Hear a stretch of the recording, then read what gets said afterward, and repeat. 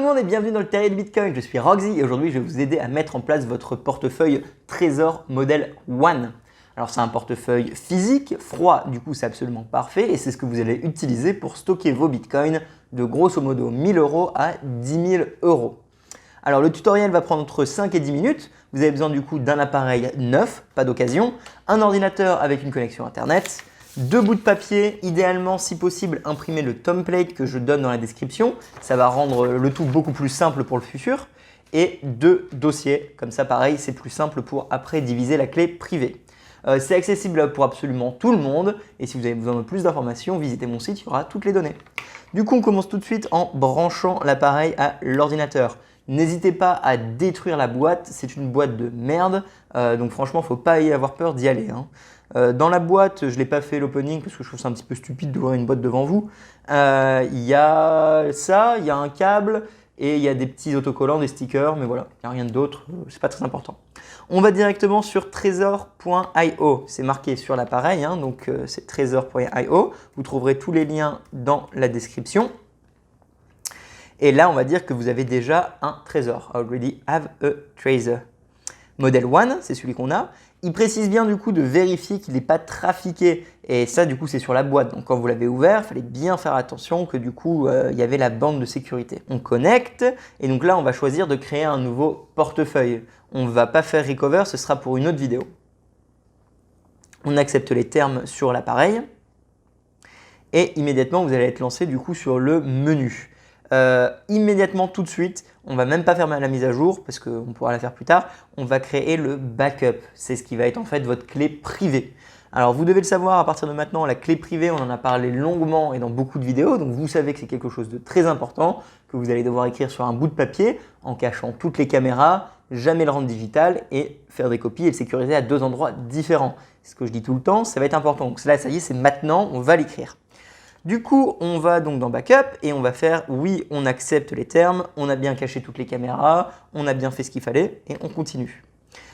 Immédiatement, là, en fait, vous allez avoir le premier mot qui va vous être donné sur l'appareil. Donc, si je peux essayer de vous le montrer, ça, c'est mon premier mot. Il va y en avoir 24 comme ça. Et ces 24 mots vont représenter ma clé privée. C'est extrêmement important, du coup, on va les écrire sur le bout de papier, dans l'ordre et proprement. Allez, c'est parti.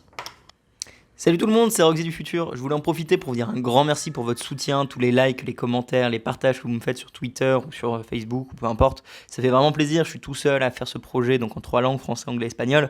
Du coup, tous les petits mots, ça touche beaucoup. Donc j'espère que ça vous plaît, n'hésitez pas à me donner des feedbacks et je vous retrouve très bientôt. Merci.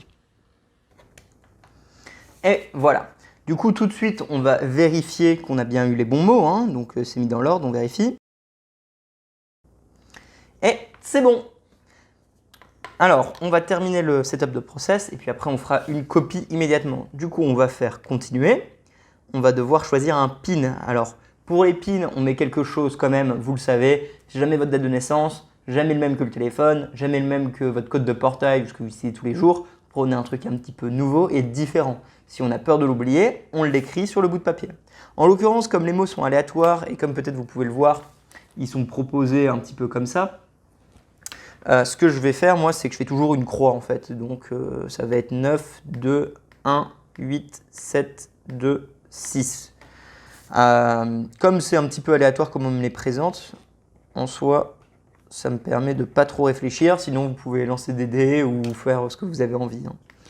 On va devoir le confirmer. Donc, ça a changé sur l'écran. Donc, on fait bien attention. L'idéal, c'est quand même de l'écrire histoire de s'en souvenir après. Et c'est bon. On peut maintenant du coup nommer notre appareil si on veut. Donc moi en l'occurrence ça va être Bitcoin Rabbit Hole FR. Et test ou tuto plutôt on va mettre, c'est plus simple. Tuto. Comme ça je sais ce que c'est. Et ma petite astuce aussi pour vous, c'est que j'écris derrière. Donc en fait simplement dans la boîte du trésor, vous aurez des autocollants stickers. Et ben je coupe l'un de ces autocollants où c'est blanc, j'écris au marqueur dessus et je le colle. Comme ça, j'ai pas seulement le nom quand je le branche, mais je l'ai quand c'est pas branché. C'est super pratique si jamais vous allez voir votre appareil qui est dans un coffre-fort ou quelque part, dans une cachette ou peu importe, et vous n'avez pas accès à de l'électricité. C'est-à-dire que vous pourrez tout de suite savoir ça représente quoi. sans être comme un con devant, c'est un peu con, tu vois. Mettez-le en bookmark si vous voulez et nous, on va pas keep in touch. Alors c'est super, ça y est, vous avez accès à l'interface, vous pouvez envoyer, recevoir et tout le bazar. Tous les détails de comment marche cet appareil, on va le voir dans une autre vidéo où je vais pouvoir aller vraiment dans comment créer une transaction, comment recevoir de l'argent, comment signer, comment faire un full reset. Là, on va s'attaquer surtout à la clé privée, ce qui est super important. Du coup, vous pouvez mettre l'appareil de côté. Vous allez prendre tout de suite votre deuxième bout de papier et faire une copie. Il faut une copie absolument identique parce qu'on va les séparer et les mettre à deux endroits différents. Il faut réaliser en fait que ce bout de papier que vous venez d'écrire, c'est 24 mots, votre clé privée représente vos bitcoins. Physiquement, c'est la représentation de vos bitcoins. Si quelqu'un vous vole ce bout de papier, il vous a volé votre argent. Si quelqu'un a accès à ce bout de papier, il a accès à l'argent. Du coup, on va tout de suite faire une copie, non pas pour qu'il y ait plus de chances que les gens le trouvent, mais au contraire pour que si jamais vous perdez une des deux copies, vous avez la deuxième. Parce qu'en effet, il reste toujours le risque d'incendie, d'inondation. C'est un bout de papier, il peut disparaître, vous perdez votre argent. Donc on fait immédiatement une copie, c'est très important. On ne va pas procrastiner, on le fait immédiatement. C'est parti.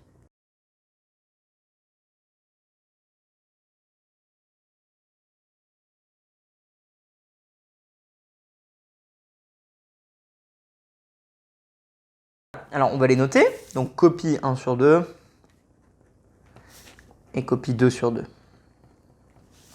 Ce que vous allez faire maintenant et tout de suite, c'est les mettre dans des dossiers. C'est super important parce que vous ne voulez pas ces feuilles qui soient volantes. Vous comprenez du coup que c'est votre argent. Ça veut dire que ce bout de papier représente grosso modo 1000 euros, 5000 euros, 10 000 euros. Ça vous fait chier si jamais il traîne dans la maison. Donc on ne réfléchit pas, on le met dans un dossier. Dans le dossier, vous pouvez également rajouter un mini tutoriel sur Trésor que j'ai déjà prêt, donc vous pouvez les télécharger sur mon site internet.